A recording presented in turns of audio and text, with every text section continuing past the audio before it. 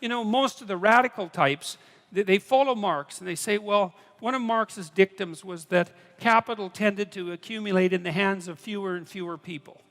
And that's right, that's true. Wealth and capital, income for that matter, but not only that, whatever it is that you might like to have accumulates in the hands of smaller and smaller numbers of people. It's a principle that was discovered by an economist named Pareto, Vilfredo Pareto, and he pointed out something that had been pointed out in the Gospels, by the way, thousands of years earlier, which was, to those who have everything, more will be given, and from those who have nothing, everything will be taken away. The rule being, once you start to succeed at something, the probability that you will continue to succeed ever more rapidly increases. So there's an exponential function with regards to success. But there's also an exponential function with regards to failure. So failure and success aren't like this. They're like this. Fail, fail, die.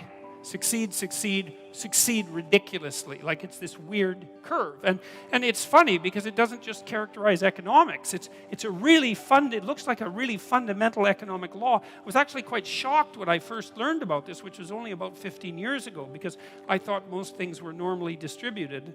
It turns out that that's not true. What people produce creatively isn't normally distributed. A small proportion of people produce most of what's of value. It doesn't matter what it is. And you know this, it's like,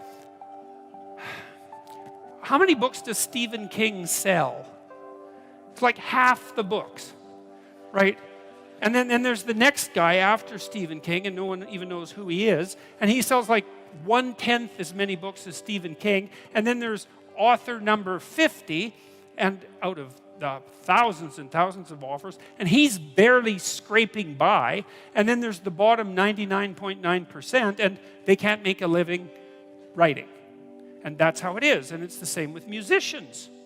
And it's the same with athletes. You know, if you look at number of goals scored, for example, in hockey, I'm a Canadian, so I'll use that, there's a small percentage of absolutely phenomenal hockey players, even in something as amazing as the National Hockey League or any professional sports league. You know, you have to be one hell of an athlete to make it in a professional sports league, and still you get this tiny group of superstars who are way better at it than anyone else. You know, and so there's this weird rule that as you get more, getting even more gets easier. And who knows why it is exactly? Partly it's practice, and it characterizes all sorts of situations. Like, it characterizes the size of planets. A small number of planets have almost all the mass.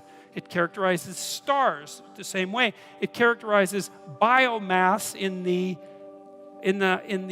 Amazon jungle. It characterizes city size. A small percentage of cities have almost all the people. It's like, what's that? And then you go back 10,000 years, you look at a Paleolithic gravesite, and you see what people are buried with. And like there's one guy, there's two guys there, he's just covered with gold, right? The gravesite is insanely rich, and everyone else has like a bone, and it's theirs, and that's it, you know? And so you analyze Paleolithic gravesites, you see exactly the same Pareto distribution. A small number of people are buried with all the wealth, and almost everyone else has none.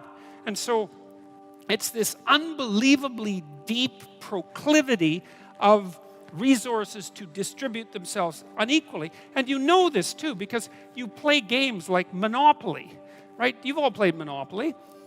What happens when you play Monopoly?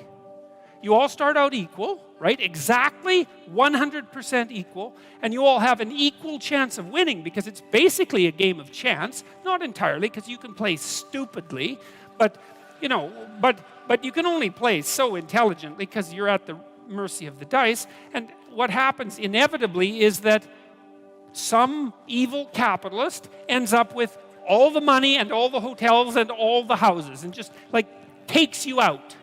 And yet you play and you don't think, oh my God, you know, there's something fundamentally unfair about that. Or maybe you play non-competitive Monopoly, where after every round you redistribute the money so everyone...